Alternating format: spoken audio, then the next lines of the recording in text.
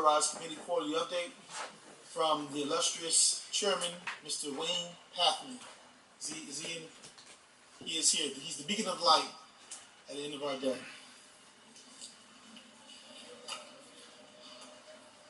You should come on. IT, we need the podium microphone to work. Now it's working. Thank you for the very nice introduction, Mr. Chairman. I appreciate that. And right back at you. All right. Well, first of all, it's a pleasure to serve as the chairman of the City of Miami Sea Level Rise Committee. And with me today is also your Chief Resiliency Officer, Jane Gilbert, Francis Colon, who is a new member of our committee, and also Albert Gomez. They'll both be speaking, so I'll try to keep it brief. Some of you may be aware that last week RMS held their Exceedance Conference here in Miami, which over 1,000 people from around the world attended. Some of the brightest minds and best experts in the industry dealing with resiliency and climate change were here. Mayor Francis Suarez did participate in some of the meetings and made some presentations on the panel. Why I bring that up is that it was a great opportunity for the city to host an event, and I hope that they'll come back next year and agree to host it again, because Miami is clearly one of the leading cities dealing with resiliency and flooding and climate change. As far as the committee is concerned, something that I'd like to bring to your attention that I think is very important that came out of this conference, and that is that the former FEMA director who retired recently, Roy Wright, and the assistant deputy director, Nicholas Schiffer, were there. And I had an opportunity to talk to them, to engage them in conversation.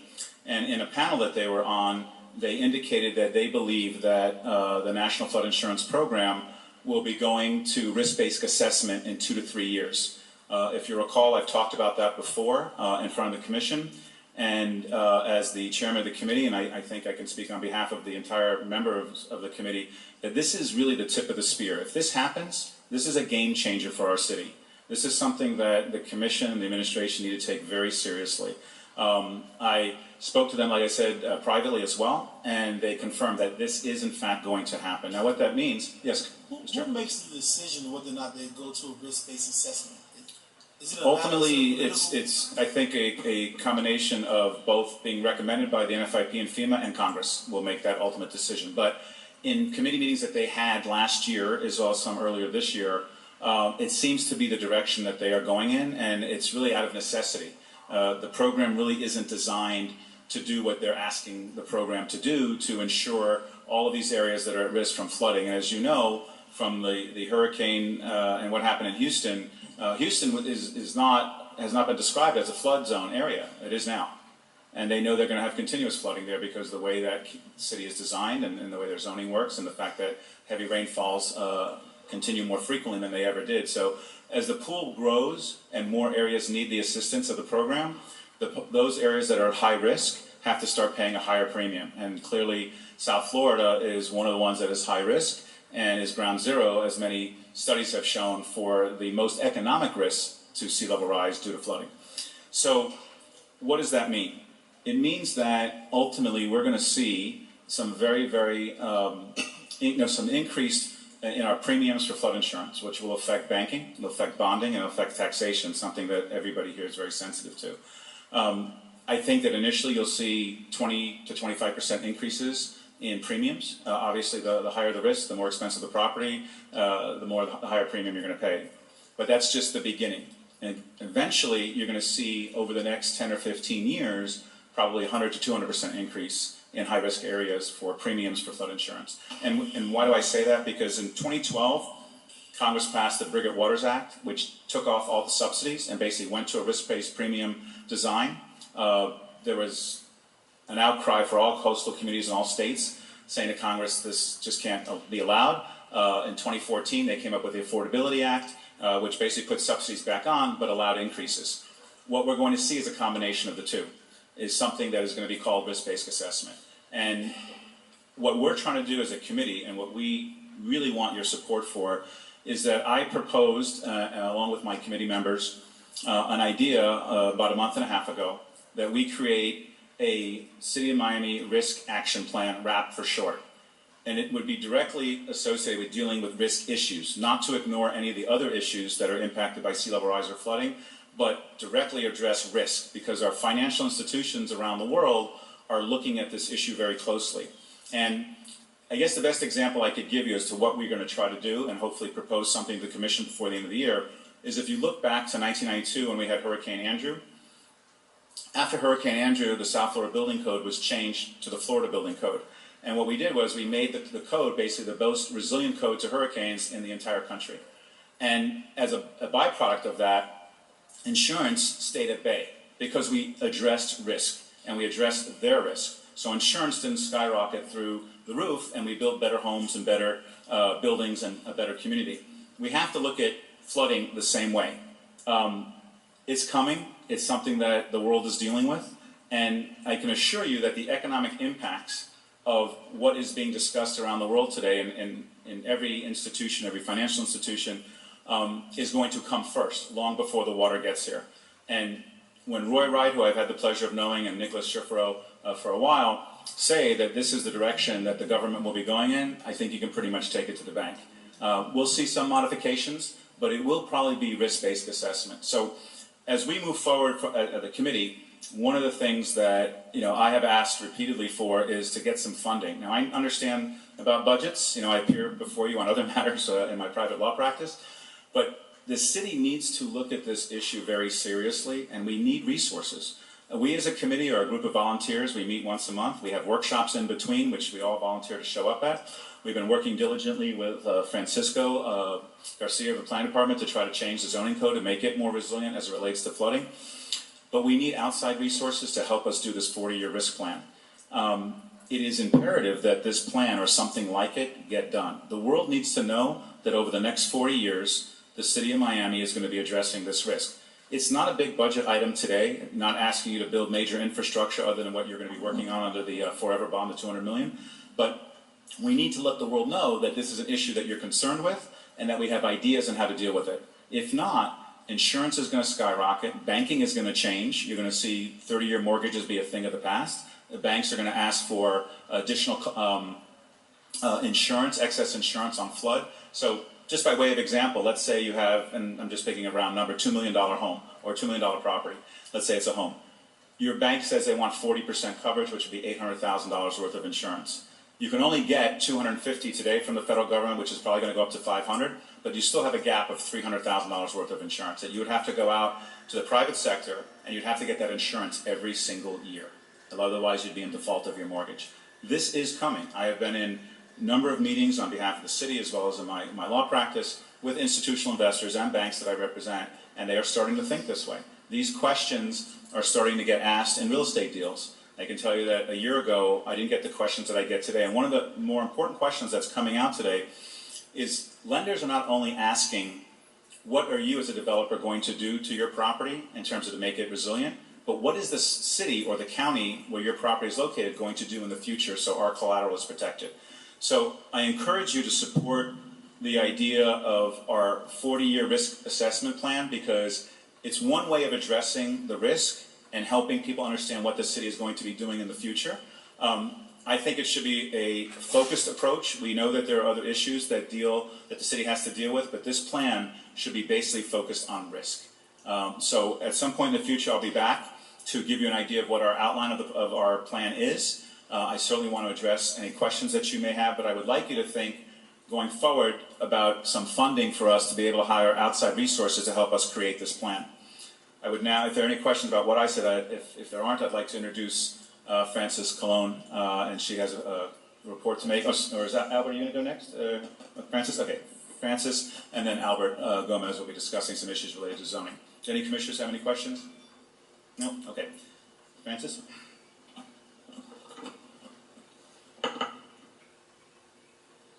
Good afternoon, Chair.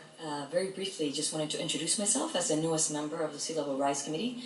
My name is Dr. Frances Colon, and I joined the committee as a scientist, as an expert in environmental and scientific policy, spent over 11 years in the federal government working on science, environment, climate change issues. I have now the pleasure of working on these issues here at the local level in one of the places that the world is watching so closely. So I'm very honored by the mayor's appointment, and I look forward to working with you, commissioners, and the committee and our Chief Resilience Officer as we continue to define our work. One of the things I hope to bring to the committee and to you is my extended scientific networks at the federal level, across the country, in other countries that could be good partners with us. A lot is changing very fast on us. The estimates of what is coming is changing very fast, but we have very good data and information to use. So I hope to bring that to you, bring you the best information so we can make the best decisions as we continue to define what this committee works on in terms of resilience. Thank you. Thank you very much.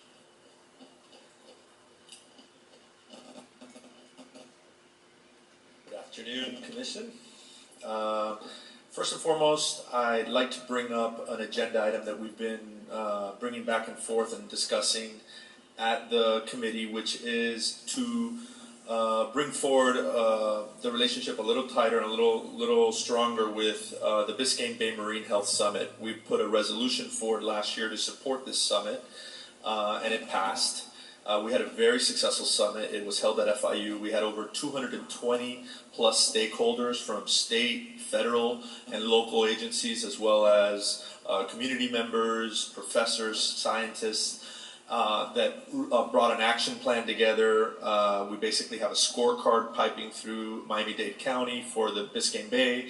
We have a partnership initiative ordinance being put forward through the county. We're looking for the city to take more of a prominent role in that, and as a function of that, we've gotten pretty much a green light from the steering committee, which one steering committee member, Steve Sauls, is here, basically to have City of Miami host the summit this year. It will be in September. We already have the agenda item up for our next Sea Level Rise committee to pass as motion, so it'll probably be coming to you by July with details on budgets, etc. from last year's summit. We have University of Miami that has already agreed to participate from a university institution as the primary university sponsor to give another university an opportunity beyond FIU. So I'd stress, please bring your support forward on that item. The second item is an agenda item that I brought forward that has passed on motion and will be probably brought forward to next month's commission meeting, which is a resolution for the creation of an ordinance to institute adaptation action zones or districts as an approved American Planning Association flexible zoning technique, enabling for the amendment of the Miami 21 Code via Commission ordinance in support of advancing resilience and transformative change through mitigation and adaptation techniques in areas most at risk to the effect of climate change, sea level rise, tidal events, and storm surges. And this was something that came up to my attention based on identifying the City of Miami's ArcGIS development pipeline tool. In looking at that tool, I saw close to $1 billion worth of private investment being permitted and being arranged and or in different stages of development. And one thing that was very stark is where our CRO, Jane Gilbert, is pushing hard to harmonize sea level rise projections and pushing the bar on public projects. Private doesn't have that requirement, and things are getting approved on the private level based on our standard code right now, which does not designate any particular sea level rise ordinances or details to meet the risk and threat that we currently are feeling. I was looking, the Planning and Zoning Department are bringing forward very positive, low-hanging fruit for the code to be modified, but in doing so, that is a somewhat of a step-by-step approach, and other zoning issues would come to bear on a property-to-property basis, and that's why I wanted to see if we can bring forward a more flexible tool for us to look at a broad range of zoning and code changes that could be brought forward for this particular for whatever particular property we're addressing. The adaptation action zone would bring that forward. I am in discussions with the zoning department right now. Jeremy is in discussion with me as well as the building department to try to see if we can harmonize the motion to make sure that everybody's on board and everybody can support it. So just keep an eye out for that. And if any of you want any questions or anything like that with regards to that, or want to meet in person to find more information about it, by all means, let me know. I'm readily available and I could give you more information on it. With that, do you have any questions on that? Okay, on that point, I'd like to see if, based on the comments that we brought up from the committee, if I can invite Jane Gilbert, our CRO, to speak on some of the subjects that we brought up. I'd really appreciate it. Thank you.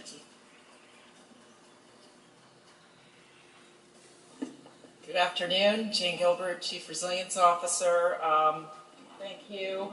We've had this committee's been really picking up momentum in terms of its work lately, which is exciting. Want to just give you a couple updates from the administration. First, really excited to be working with the new manager and his commitment to really accelerating our work in this area, particularly moving forward on some of our infrastructure investments. We've been working with our Office of Capital Improvements and identifying some priority projects that we're going to want to, or how we're going to prioritize those projects with Miami Forever Bond prior to the full Stormwater Master Plan getting completed. Last week we kicked off with our staff this new Stormwater Master Plan process, as well as planning with the Van Allen Institute for a Resilient Redesign of Jose Marti Park. And in the week of June 4th, we're going to be hosting 100 Resilient Cities with Columbia University to identify a real signature, another resilient redesign project for them to work on. And prototyping with some of our residents the product we're developing with the Mayor's Bloomberg Challenge to help property owners understand their risks and make mitigation solutions. So we're excited about that work. As far as the Stormwater Master Plan group, I'm very excited about the quality of the team and the robust scope of work that we've outlined for them to do. It includes developing a robust system of digitizing and modeling our city infrastructure and how not only rainwater but groundwater, seawater will be interacting with our built-in natural environment and how it's going to respond to both changing conditions and to different mitigation improvements, whether those are infrastructure improvements or to Mr. Gomez's comments to code or land use change improvements. It will include very strong coordination as it needs to with our other agencies like the South Florida Water Management District, FDOT, Water and Sewer District, the Army Corps of Engineers, other municipalities. And it will actively seek vehicles for incorporating, using green and open space for its sponge function, for its ability to absorb water and actually cool our city in the process, reusing and storing, slowing it down, making it visible, and then taking all recommended mitigation solutions through a robust triple bottom line cost benefit analysis. And when I mean triple, that means economic, environmental, and social issues related to it. So very excited about that. One of the issues that Mr. Pathman brought up, the whole issue of risk-based analysis, we are in discussion with that team about whether they're going to have enough robust risk-related data to work into those models and whether we need to secure other resources to do that. In the recently, 100 Resilient Cities brought Urban Land Institute to reevaluate Miami Beach's stormwater master plan. And one of the big recommendations that came out of that was the importance of incorporating robust risk analysis into all their solutions, including even setting up including even setting up an office where they could ongoing look at that risk transfer so that they can, one, better communicate with stakeholders about the cost and benefits of different potential code changes. That's going to be key if we're going to talk about changing elevation requirements or seawall requirements. We need to have really robust data and enable them to be able to finance the benefits of those solutions. It'll enable us as a city to make more informed decisions about how best to use our limited infrastructure resources in the most efficient way and secure other public grants and maybe even private financing vehicles. And finally, it'll enable us to tell a very robust story to our rating agencies about our improved risk results. So I think taking that strong risk-based analysis is going to be important. We are working with the Stormwater Master Plan team to try to figure out what additional resources we might need to fully do that. With that, let's see if there's any other questions.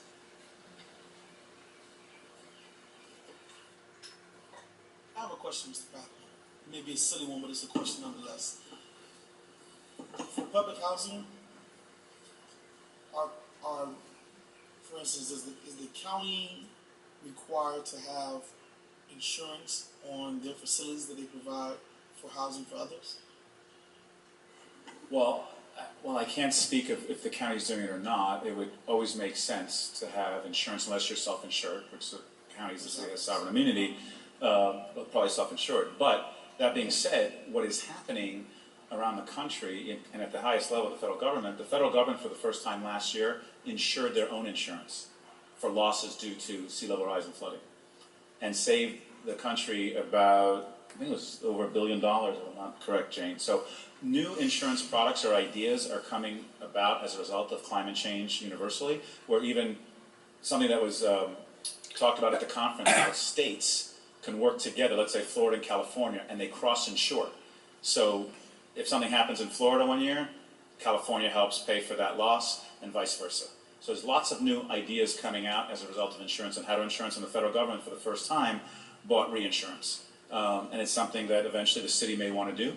I wanted to close with just a couple of things. One, we as a committee have taken, so to speak, our show on the road. We've been to Shorecrest now. We were at the Jose Marti Park just a few nights ago, and we plan on continuing to do that to hit every neighborhood within the city.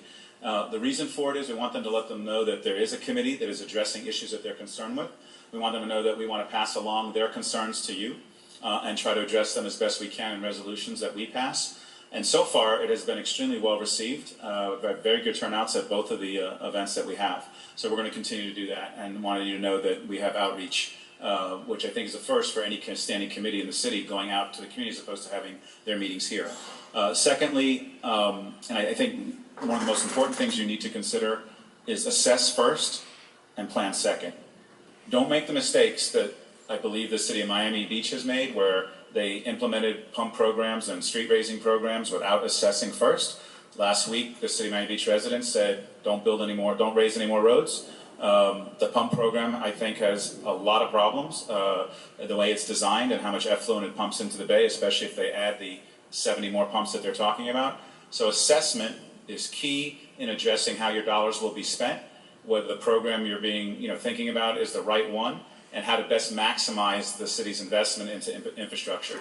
And lastly, I would say to you that you don't plan to fail, you fail to plan.